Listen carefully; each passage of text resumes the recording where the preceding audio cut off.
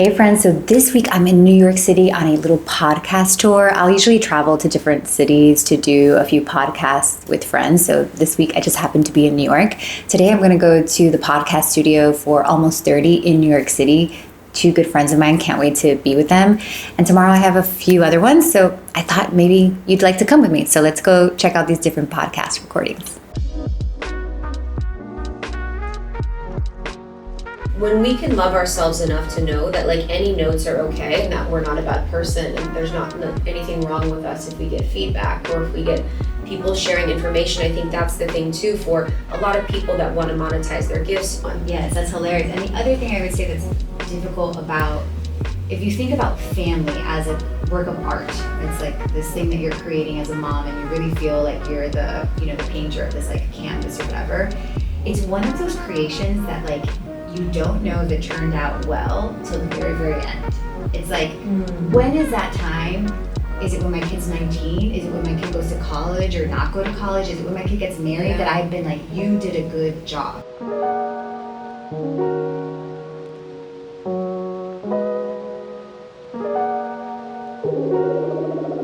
So I'm back now at the apartment that I'm staying in New York, and sometimes I have to like pinch myself because I remember at the beginning of my career, this idea of being on big podcasts was like something I dreamt about. And it's so crazy that it's actually here. It was really a manifestation, because I call it a manifestation because there was nothing that like I did that physically could have made all of this happen. There was so much luck. Even if you just think about Krista and Lindsey, who are the hosts of Almost 30, I just happened to be speaking at a conference that they were also speaking at, and we became friends there. And that was like just total luck.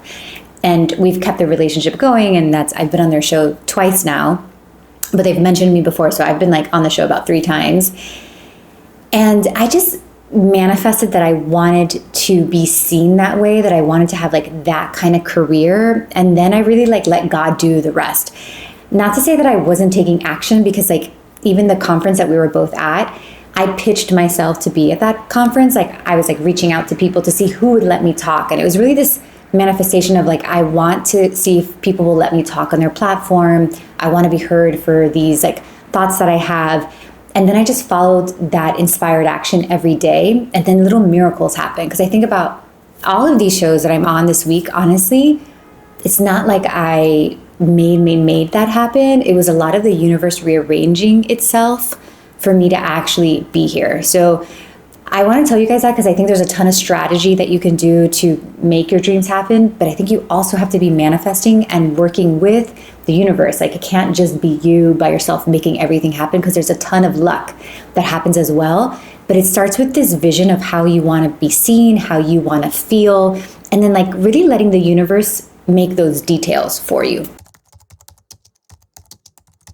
I'm going to share a few manifestations tips in case you're in that space. So the first thing I remember, the year that I met Krista and Lindsey, I actually did a vision board like every other basic person, but that you really did. And I remember in the center of the vision board, it was a picture of a girl with a microphone. And that was me kind of envisioning me like having a voice that was expanded, that a lot of people were like listening to it. So I had that vision board in my office, so I saw it every day. But in addition to that, this is something I still practice. I take time to like sit in the energy of the future self. So I have a future self meditation. If you guys, I'll drop in the link for like a free future self meditation. But I like to go into the future, see the version of me that has that thing. So maybe like the version of me that's on the podcast, the version of me that's on the stages, the version of me that has the money or whatever. And I go travel there to sense her energy, not necessarily to get all the answers, but to be like, what is different about the future me versus the current me? So if I see the future me is more confident, or maybe she's more playful, then I'll be like, okay, then starting today, I have to be more playful. So just close your eyes really quickly. I'm going to close too. And just go and picture yourself having the thing that you want, right? So let's see. And then once you see her, like, what kind of energy is she holding? Even sometimes I like to see colors, because colors will tell us like what kind of energy. If it's yellow, it's like confidence. If it's blue, it's like a very expanded throat center, so very expressive. So once I see that, then what I'm going to do is like, let's say today I have to make a business choice, and maybe I'm on my computer and I'm picking, I don't know, the branding for a new course I'm doing. I'm really going to try to make that choice as my future self. I'm going to be like, oh, my future self was more fun. So my branding, when I make that choice, like what's the most fun choice I can make in this branding?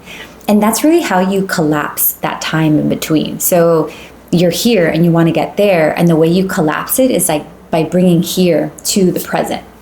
So that's a lot of the manifestation. And then at some point, I play with that and I'm really trying to hold the energy from the future throughout the day. I'll usually do about like 5 minutes of visualization at the end of the day, usually when I'm putting my son to sleep, because I still have to sit there while he falls asleep.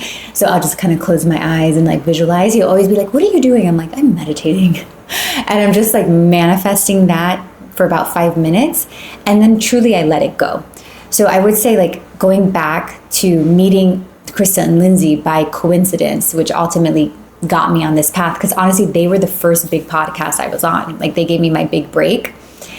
And again, like I couldn't control and make that happen. That was the universe arranging itself according to energetically how I was showing up. And what I would say is that at the end of your manifestation process, you do have to let go. You have to be unattached. Like you can't necessarily want it to happen a certain way. You just have to trust that it is going to happen. I don't know how it's going to happen. I don't know who's going to give me the break. I don't know when it's going to happen.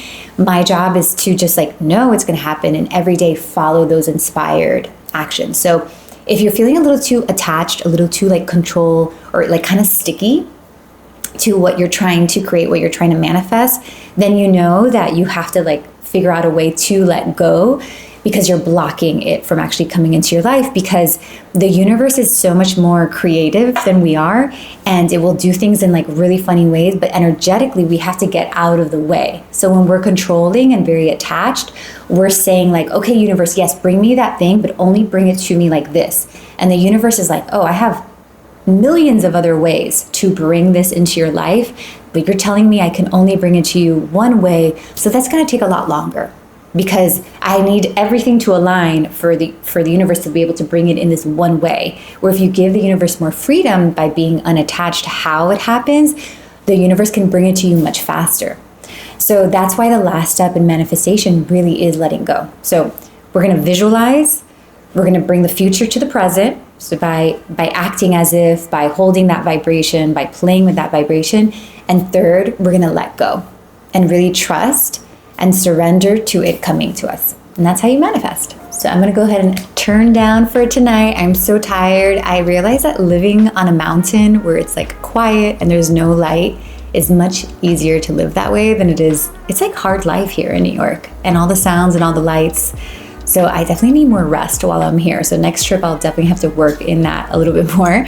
So I'm going to go ahead and rest. And tomorrow, I'm going to take you to see my friend Evolve with Erika at another podcast studio. And also, we're going to go to Organic Olivia's podcast studio as well. So see you tomorrow. Day 2 in New York, and we're heading to Hop Studios again to record another podcast episode. I'm trying to sneak in a snack in between. Really excited for the day.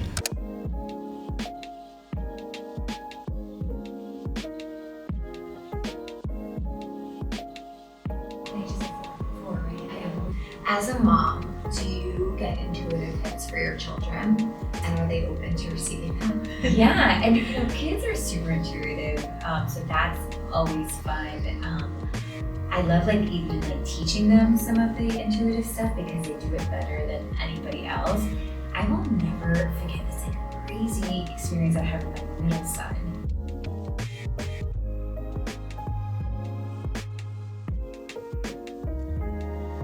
Hits are incredible. It always resonates so much. I'm, just very selective where my energy goes, and this is my number one podcast because of the information you share, the light that's within you, and the space you share from. Yeah, I definitely wanted it to be something like that, like high vibe.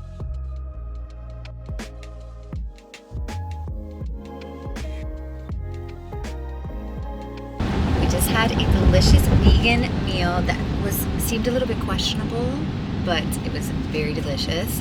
So just leaving Erika and heading over to they call it upstate, I guess, New York, to go see our friend, Organic Olivia. Can't wait. Another pod episode.